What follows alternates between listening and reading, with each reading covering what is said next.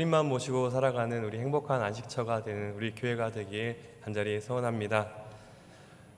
오늘 우리가 살펴보는 마태복음 16장은 참 마태복음에서 중요한 장입니다. 너무도 유명한 그 베드로의 신앙 고백, 주는 그리스도시요 살아계신 하나님의 아들이십니다 라는 고백이 나오는데요. 우리는 예수님이 그리스도시고 또 살아계신 하나님의 아들이라는 고백이 당연하게 느껴질지도 모릅니다. 그런데 예수님이 누구신지에 대해서 제자들 중에서 처음으로 바른 고백을 한 것이 이 16장에 나오는 베드로의 고백입니다. 예수님이 원래 보여주고 싶으셨던 그 자신의 모습, 그리고 그 모습을 통해서 성령이 보여주고자 했던 그 모습 그대로 바르게 고백한 것이죠. 그래서 중요한 것인데요. 우리가 오늘 보고 있는 말씀은 그러한 그 예수님을 향한 그 고백 바로 전에 나오는 말씀입니다. 예수님이 메시아라는 바른 신앙의 그 고백, 그 신앙의 정점에 도달하기 위해서 반드시 거쳐야 하는 단계를 제자들에게 말씀해 주시는 것입니다. 바른 신앙 고백, 바른 믿음을 위해서 반드시 이것을 주의해야 하는데 그것은 바로 바리새인과 사두개인의 누룩이라는 것입니다. 오늘 말씀을 통해 우리의 신앙이 바른 신앙으로 가기 위해 무엇을 주의해야 할지를 깨닫고 또 바른 믿음을 또 가질 수 있게 되기를 간절히 소원합니다. 우리는 앞서 마태복음 15장에서 예수님이 이방인들을 찾아가시고 또 그들을 고치시는 일들을 보았습니다. 오래전부터 우상 숭배 중심지였던 그 두로와 시돈에서 가나안 여인의 딸을 고치셨고요. 또 사흘길을 가족들을 데리고 먹을 것도 없이 따라다녔던 그 이방인들을 예수님은 불쌍히 여기시고 또 고치시고 먹이시고 가르치셨습니다. 당시 유대인들에게 그 이방인들은 계만도 못한 자들이었고 또 그들을 무시했고 그들을 경멸하였는데요. 그런 이방인들과 다르게 오늘 말씀에 나오는 바리새인과 사두개인들은 누구죠? 바리새인들은 성경의 율법 그리고 장로의 전통을 엄격히 지키기 위해서 쓰던 사람들이었습니다. 그래서 사람들의 인정과 존경을 받던 사람들이었고요. 그리고 사두개인들은 제사장 출신으로 성전에서 드리는 예배를 주관했던 사람들입니다. 물리적인 거리로 따지자면 하나님의 말씀과 또 성전에서 가장 가까이 있었던 그러한 자들이죠. 하나님과 가장 가까이 있어야 할 것 같은 그런 사람들이 마음의 거리, 영혼의 거리는 하나님과 너무도 멀어 보입니다. 우리 오늘 말씀 1절을 같이 보실까요? 16장 1절 말씀입니다. 같이 읽겠습니다. 시작. 바리새인과 사두개인들이 와서 예수를 시험하여 하늘로부터 오는 표적 보이기를 청하니, 말 그대로 표적이라고 하면 예수님이 누구신지를 보여주는 이적이나 사인을 말합니다.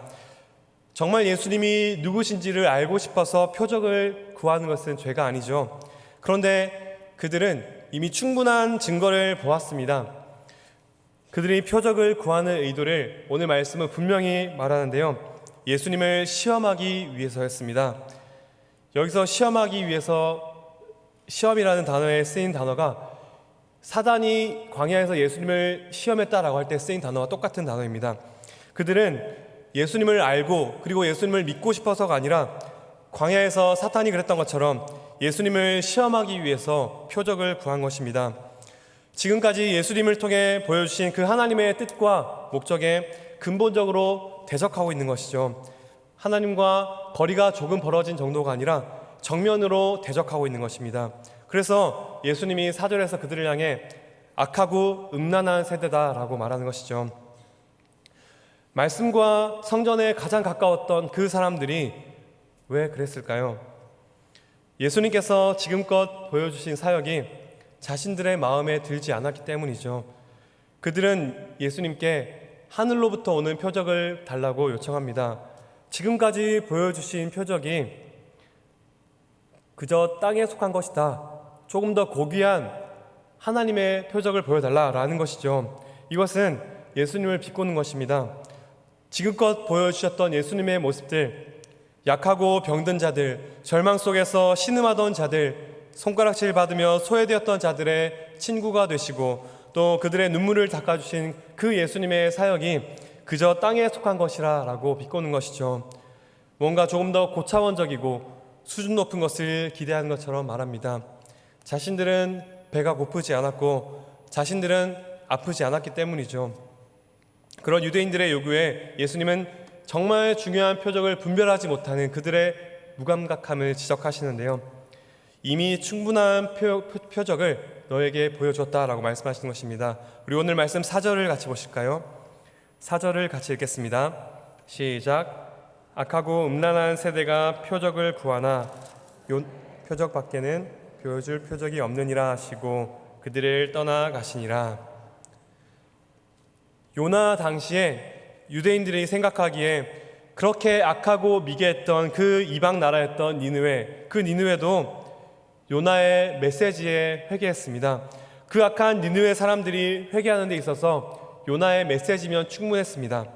그런데 요나보다 크신 예수님이 그들의 눈앞에서 이적을 행하시고 또 말씀을 가르치시는데도 그들은 회개하지 않는 것이죠. 그래서 그들은 악하고 음란한 세대인 것입니다. 예수님은 그들에게 다시 한번 그 요나의 표적 밖에는 보여줄 표적이 없다라고 못 박으시며 그들을 떠나가십니다. 무엇을 보여주고 또 어떤 것을 보여주어도 그들의 마음이 완악해져서 들을 생각이 없었던 것이죠. 무엇이 이렇게 그 바리새인들과 사두개인들을 하나님과 멀어지게, 하나님을 정면으로 대적하게 만들었을까요? 그들 안에 있었던 하나님에 대한 오해, 그리고 하나님이 보내신 그 예수님 메시아에 대한 잘못된 기대 때문이었습니다. 그들은 힘있고 강한 군사적인 정복자, 그리고 자신들을 로마의 압제로부터 구원하실 그 정치적인 해방자를 원했던 것이죠. 그런데요, 예수님은 그것이 아니라 약하고 소외된 자들의 친구로, 그리고 죄인들의 구원자로 오셨습니다. 그리고 결정적으로 십자가를 지시는 하나님의 어린 양으로 오셨죠. 정복자와 해방자, 그들이 원했던 정복자와 해방자를 향한 기대, 그리고 죄인의 구원자로 오신 예수님, 이 둘 사이에는 무슨 차이가 있을까요? 이 둘의 차이에는 하나님과 자기 자신의 실상에 대한 근본적이고 완전히 다른 인식에서 시작되는 차이가 있습니다. 우리 예수님은 죄와 사망에서 우리를 구원하시기 위해 오셨습니다. 이 말은요, 우리의 실상이 허물과 죄로 죽었던 자들이라는 것입니다. 우리가 심각하게 부패했고 우리의 영혼이 병들어 있기 때문에 우리가 싸워야 할 것은 군사적이거나 정치적인 대상이 아니라는 것입니다.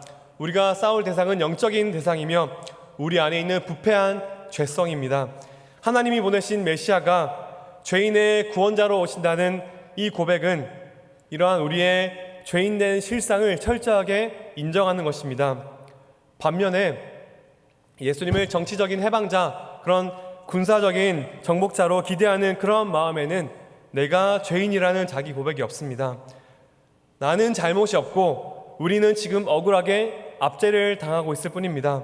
우리는 지금 저 악하고 미개한 로마의 압제 속에 있는 피해자일 뿐입니다. 우리는 피해자이고 하나님이 우리를 조금만 도와주셔서 그 로마를 정복하고 해방시켜 주시면 나는 괜찮다는 것입니다.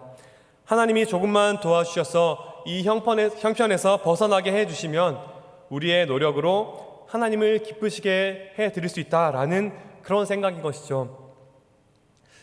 사랑하는 성도 여러분, 이 말이 어떻게 들리시나요? 하나님께서 우리를 조금만 도와주시면, 그래서 지금의 어려운 상황에서 벗어나게 해주시면 우리는 조금 더 열심히 노력해서 하나님을 기쁘시게 해드릴 수 있을까요? 그렇지 않습니다. 이 생각은 예수님이 책망하신 그 바리새인들과 같은 생각인 것입니다. 우리는 아담에게서 태어난 우리의 정체성 자체가 문제인 것이죠.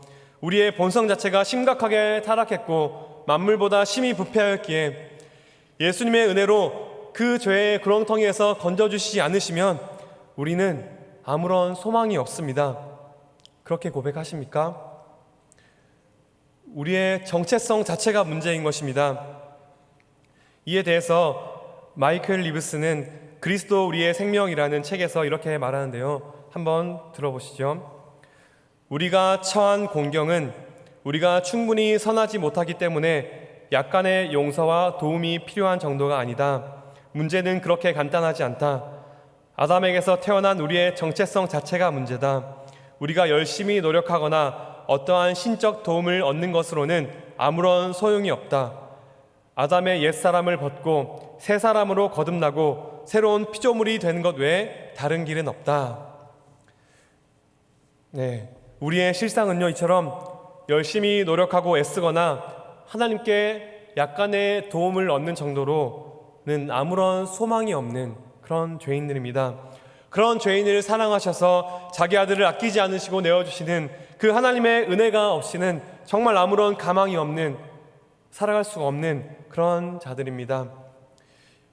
유대인들의 예수님에 대한 그런 잘못된 기대는 이러한 복음 자체에 대한 근본적인 오해였습니다. 그들은 자기의 영혼의 구원에는 관심이 없고 단지 자기 자신에게만 관심이 있었던 것이죠. 그러한 하나님에 대한 오해, 그리고 자기 자신에 대한 모습에 대한 오해는 잘못된 종교 생활로 나타나는데요. 그들의 종교 생활은 자기 자신을 치장하고 포장하는 형식적이고 율법적인 행위였습니다. 하나님이 누구신지에 대해서 심각하게 오해했고, 또 우리의 죄인의 구원자인 예수님의 필요성을 모르는 교만함으로 가득 찬 모습이죠. 하나님의 말씀을 잘 알고 성전에서 가까이 생활하는 그들은 겉으로 보기에는 너무나도 거룩했습니다. 금식도 했고요. 철저한 11조 생활, 성실한 기도 생활, 그리고 풍부한 말씀에 대한 지식은 옆에서 보는 사람들의 눈을 가리기에 충분했습니다. 그러다가 이제 자기 자신도 그러한 외적으로 드러나는 종교 생활이 마치 내 영혼의, 내 내면의 신앙인 것처럼 착각하게 만듭니다. 하나님과의 인격적인 관계를 통해서 그리스도 안에서 주시는 그 하늘의 신령한 복을 누려야 하는데, 그것을 이제는 사람들의 인정과 칭찬과 존경이 대신해버리는 것이죠. 영혼 깊은 곳에서 잠잠하고 세미하게 시작되어서 우리의 영혼을 충만하게 채우는 그 예수님 주시는 평안을 누려야 하는데, 그것이 아니라 자극적이고 빠르게 부풀어 오르는 우쭐감과 자기 만족에 익숙해지는 것입니다. 그런데요, 이러한 분위기는 금세 우리의 영혼에 퍼집니다. 나도 모르게 올라오는 자기 의와 자기 만족, 또 자신을 드러내고 인정받고 싶은 그 욕망이 실은 우리의 본래 모습이기 때문이죠. 마치 빵 속에 있는 누룩처럼 금세 우리의 영혼에 퍼지기 마련입니다. 그래서 자연스레 예수님의 가르침은 이러한 누룩에 대한 교훈으로 이어집니다. 완악한 바리새인과 사두개인들을 떠나신 이후 제자들에게 그들의 누룩을 주의하라 말씀하시는데요. 우리 오늘 말씀 5절부터 7절 말씀을 읽겠습니다. 5절은 제가 읽고 6절은 여러분이, 7절은 같이 읽겠습니다. 5절입니다. 제자들이 건너편으로 갈새 떡 가져가기를 잊었더니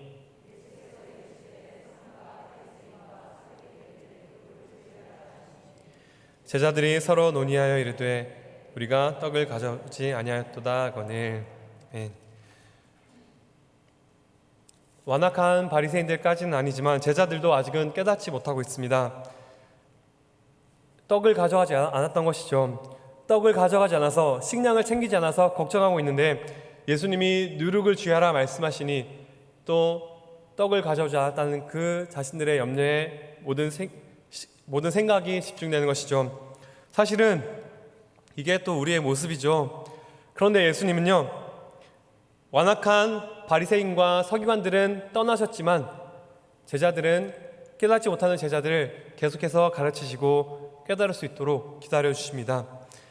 바리새인들과 사두개인들의 누룩, 그들의 가르침을, 그들의 교훈을 주의하라는 말씀을 이제 제자들은 깨닫게 됩니다. 그리고 그 다음에 말씀드렸던 그 유명한 베드로의 신앙 고백으로 이어지는데요. 예수님을 그리스도요, 살아계신 하나님의 아들이라 고백하기 위해서는 반드시 누룩을 주의해야 하는 것입니다. 그렇다면 예수님이 삼가라고 주의하라고 말씀하셨던 그들의 누룩, 그것은 구체적으로 무엇을 말씀하시는 걸까요? 예수님이 주의하라 하신 그 누룩은 바리새인들과 서기관들의 교훈이었습니다. 그들의 가르침의 본질이었습니다. 앞서 말씀드렸듯이 선하신 하나님을 오해하며 자신들의 실상을 철저히 깨닫지 못한 그들의 불신앙의 모습입니다. 이것이 나타나는 한 가지 형태가 바로 외식, 위선인데요. 우리 자막을 통해서 누가복음 12장 1절 말씀을 우리 자막을 통해서 같이 읽겠습니다. 시작. 그동안에 무리 수만 명이 모여 서로 밟힐 만큼 되었더니 예수께서 먼저 제자들에게 말씀하여 이르시되 바리새인들의 누룩 곧 외식을 주의하라. 아멘. 예수님이 말씀하신 바리새인의 누룩, 그들의 가르침의 대표적인 현상이 바로 외식, 위선입니다. 겉과 속이 다른 것이죠. 속은 썩어 문드러져 있어도 겉으로 드러나는 형식만 갖추어서 자기 치장을 하는 것입니다. 이러한 모습을 또 다른 말로는 율법주의라고 할 수 있죠.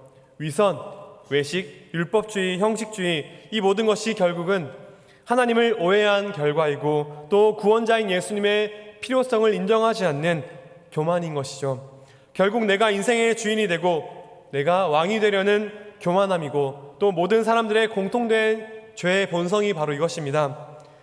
아담과 하와의 첫 번째 범죄를 기억하십니까?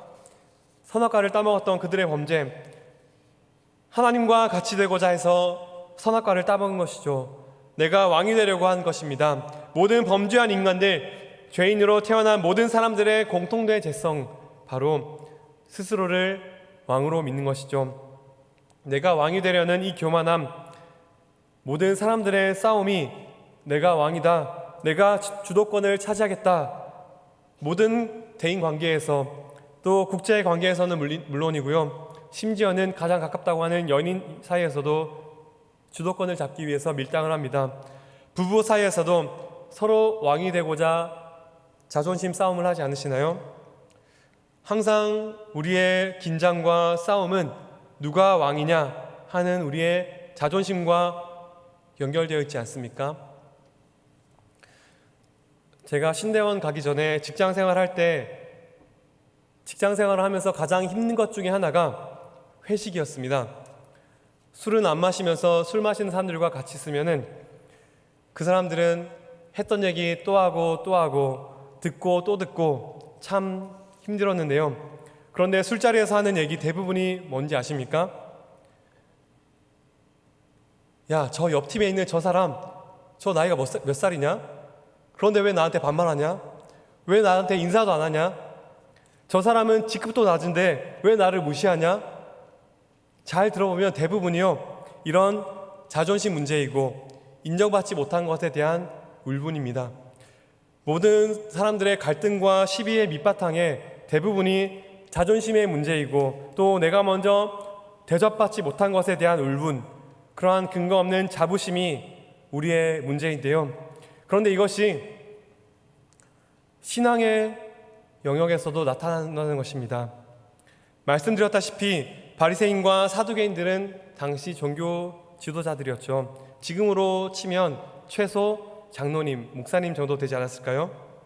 그런데요, 그들은 하나님과 예수님에는 관심이 없었습니다. 그저 자기 자랑에만 관심이 있었던 것이죠. 그들의 율법주의와 위선에 물든 그런 신앙생활에 있어서 예수님은 구원자가 아니었습니다.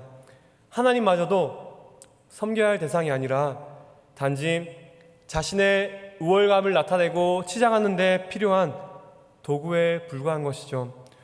종교적인 형태를 가지고 외형적인 경건을 가지더라도 궁극적으로 자랑하는 것은 자기 자신이었습니다. 그렇게 신앙생활을 하면 늘 우리의 자존심이 문제여서 교회에서도 인정받고 대접받지 못할 때 참 상처 입기가 쉬운 것이죠. 그런데 이것은 저의 말씀은 이것이 상처 입은 그 사람의 잘못이다라는 것이 아닙니다. 이것이 우리의 깊은 죄의 본성이라는 것이죠. 이러한 경향이 나에게 있다는 것을 알고 이 누룩을 정말 조심해야 한다는 것이 바로 예수님의 가르침인 것입니다. 팀 켈러 목사님은 복음 안에서 발견한 참된 자유라는 책에서 모든 인간에게 있는 이러한 뿌리 깊은 교만, 뿌리 깊은 죄성에 대해서 4가지 이미지를 가지고 설명을 하는데요. 우리의 본성적 자아의 상태를 공허함, 고통, 분주함, 나약함, 이 네 가지 단어로 설명을 합니다. 첫 번째는 공허함인데요. 한껏 부풀어 올라서 우쭐하지만 중심은 텅 비어 있는 것이죠. 이러한 공허함, 하나님이 아닌 것으로 자신의 정체성을 삼으려 하는 모든 사람들의 전형적인 마음 상태가 바로 이런 공허함이라는 것입니다. 자신의 외적인 행위나 업적으로 인정을 받을 때는 한껏 부풀어 오르지만 결국 중심은 비어 있는 것이죠. 두 번째, 하나님과 상관없는 자아의 상태는 고통 덩어리라는 것입니다. 자존심에 스크래치가 나고 상처를 입어서 늘 고통스러워합니다. 우리의 몸은요, 이상이 생기기 전에는 그 부분에 특별히 신경을 쓰지 않잖아요. 네 번째 발가락을 다쳐본 사람만이 그제서야 그 발가락의 중요성을 인정하고 거기에 신경을 쓰게 마련입니다. 마찬가지로 우리의 자아가 어그러지고 병들어 있기 때문에 늘 상처 입고 자존심에 문제가 생기고 거기에 늘 신경을 쓰는 것이죠. 이처럼 두 번째 상태가 고통이라는 것이고요. 세 번째, 우리 인간의 자아의 본성적인 상태는 늘 분주하다는 것입니다. 하나님이 아닌 다른 것으로 정체성을 삼고 다른 사람과 비교함으로써 내가 우월하다는 것을 나타내야 하기 때문에 늘 분주한 것입니다. 그 중심에는 경쟁적인 교만이 있는데요. 신앙생활을 하면서도 자신을 다른 사람과 비교하고 또 다른 사람과 비교해서 돋보여야 하기 때문에 자기 자랑을 합니다. 부풀려진 공허함을 채우려고 사람들의 호감을 살 만한 그런 행위를 해야 하기 때문에 늘 분주한 것이죠. 그리고 네 번째, 인간의 본성적인 상태는 나약함입니다. 견고한 실체가 없이 의기양양하고 우쭐해진 사람들, 이 사람은 지나치게 우쭐하다가도 금세 의기소침해지는데요. 우월감을 갖거나 아니면 열등감에 빠지거나 둘 중 하나라는 것이죠. 우월감을 갖거나 열등감에 빠지는 것, 이것이 근본적으로는 같은 것입니다. 어떤 일로 지나치게 의기소침해지고 또 지나치게 쪼그라든다면 그것은 그만큼 부풀려졌었고 그만큼 자만해져 있었다는 것입니다. 그래서 우월감과 열등감은 근본적으로 자기가 왕이 되려는 인간의 교만함에서 시작된다라고 설명하는데요. 이것이 우리 모든 인간의 본성적인 상태라고 말합니다. 견고한 실체가 없이 의기양양한 사람은 지나치게 우쭐하다가도 또 금세 우쭐해지고 외식과 거칠애로 부풀려졌다가도 금세 사그라들고 그래서 또 다른 포장으로 또 다른 거칠애로 나의 영혼의 빈자리를 채우기 위해서 분주하다가 또 무기력해지고 나약해지는 바로 우리의 모습이 아닙니까? 모든 사람들 안에 이러한 경향이 있기 때문에 위선과 허례허식, 그런 율법주의에 물들어가는 이 누룩은요, 보이지 않게 공동체에 금세 퍼집니다. 사랑하는 성도 여러분, 우리 공동체, 또 우리 가족, 우리 교회는 어떻습니까? 겉으로 드러난 모습들, 형식적인 종교 생활을 통해서 나의 자격을 내세우고 또 그렇지 못한 사람들을 비난하고 정죄하며 그런 분위기는요, 금세 공동체에 퍼지고 또 공동체를 병들게 합니다. 그렇게 자신의 연약함을 감추고 또 완벽한 채 하며 그것이 인정과 존경을 받는 것을 우리가 보기 때문에 금세 모든 사람들이 따라하게 되는 것이죠. 그것이 바로 공동체에 퍼지는 누룩인 것입니다. 가정에서도 마찬가지죠. 아이들에게 좋은 모습만을 보이고 싶다라고 해서 우리가 그렇게 꾸며낼 수 있는 것이 아닙니다. 부모로서 또 가장으로서 더 성숙한 사람이 자신의 연약함을 드러내고 또 그것을 인정하기 시작할 때 공동체 전체가 연약함에 대한 두려움이 없어지는 것입니다. 그렇게 연약함을 함께 다루고 또 함께 격려하며 기도하고 온전하게 세워가는 공동체가 바로 우리의 가정, 우리의 교회가 되어야 하는 것입니다.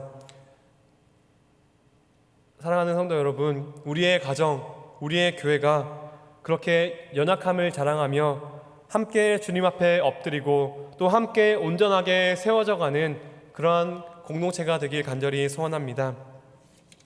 그러기 위해서 우리 안에 뿌리 깊은 교만함과 또 다른 사람들의 인정과 칭찬을 갈구하는 그런 죄악된 경향이 있음을 인정해야 하는 것이죠.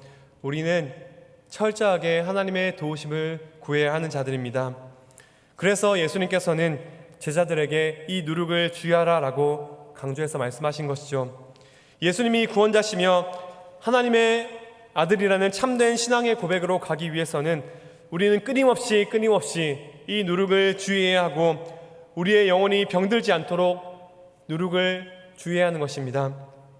이 뿌리 깊은 죄성, 이 죄악의 굴레에서 우리는 어떻게 벗어날 수 있을까요?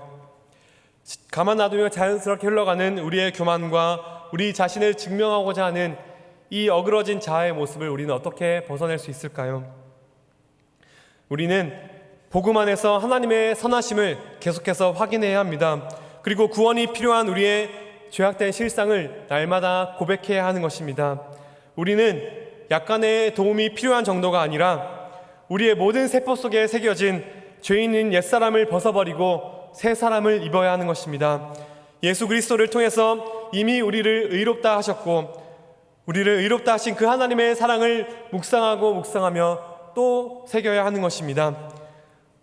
부흥의 강사님으로 오셨던 우리 김영희 목사님의 말처럼 매일매일 우리는 우리 자신에게, 우리 스스로에게 복음을 전하고 또 그 복음의 창으로 선하신 하나님을 보아야 하는 것입니다. 우리는 더 이상 우리 자신을 증명할 필요가 없습니다. 선하신 하나님께서 언제나 우리에게 최선의 것을 주심을 믿고 또 그 사실로 말미암아 주시는 은혜와 감격을 누려야 하는 것입니다. 자기 아들을 아끼지 않으시고 내어주신 그 하나님께서 그 아들과 함께 모든 것을 우리에게 주신다는 그 사실을 우리는 날마다 새겨야 하는 것입니다. 하나님은 우리를 이미 받으셨고 또 우리를 사랑하셔서 자기 아들을 아끼지 않으시고 내어주셨습니다. 이 복음의 진리 안에서만 우리는 참 자유를 누릴 수 있는 줄 믿습니다. 사랑하는 성도 여러분, 우리는 더 이상 증명할 필요가 없습니다. 하나님께서는 우리가 아직 죄인 되었을 때 그리스도께서 우리를 위하여 죽으심으로 하나님께서 우리에 대한 자기의 사랑을 이미 확증해 주셨습니다. 우리는 날마다 그 사실을 기억하며 우리를 용납하신 그 선하신 하나님을 날마다 의지해야 하는 것입니다. 우리의 연약함을 인정하고 또 그럼에도 불구하고 예수 그리스도 안에서 우리를 자녀 삼으신 그 하나님의 무한하신 사랑을 복음을 통해서 날마다 확인해야 하는 것입니다. 그렇게 선하신 하나님을 또 고백하고 우리 스스로에게 복음을 선포할 때에만 우리는 우리 안에 스멀스멀 올라오는 교만과 또 자기 증명의 누룩을 벗어버릴 수 있는 것입니다. 사랑하는 성도 여러분, 우리 내면에 자리 잡은 깊은 죄성, 어그러진 교만과 자기 증명의 누룩을 벗어던지고 날마다 선하신 하나님의 은혜의 영광을 찬송하며 복음에 합당하게 살아가시는 저와 우리 성도님들이 되시길 간절히 기도드립니다. 말씀을 마무리할 텐데요, 제가 신대원을 졸업하기 전에 감사하게도 교수님들과 함께 이스라엘에 다녀올 수 있었습니다.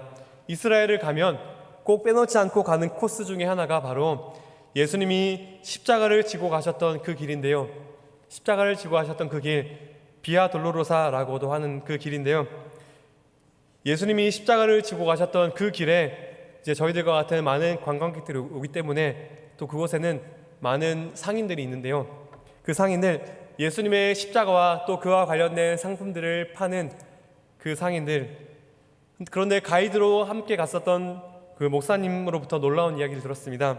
그들은 예수님의 십자가를 홍보하지만 정작 그들은 이슬람 교도들이었습니다. 예수님의 십자가의 길에 가장 가까이 있었지만, 그리고 십자가를 홍보하고 자랑했지만 그들의 실상은 예수님으로부터 가장 멀리 떨어진 자들이었습니다.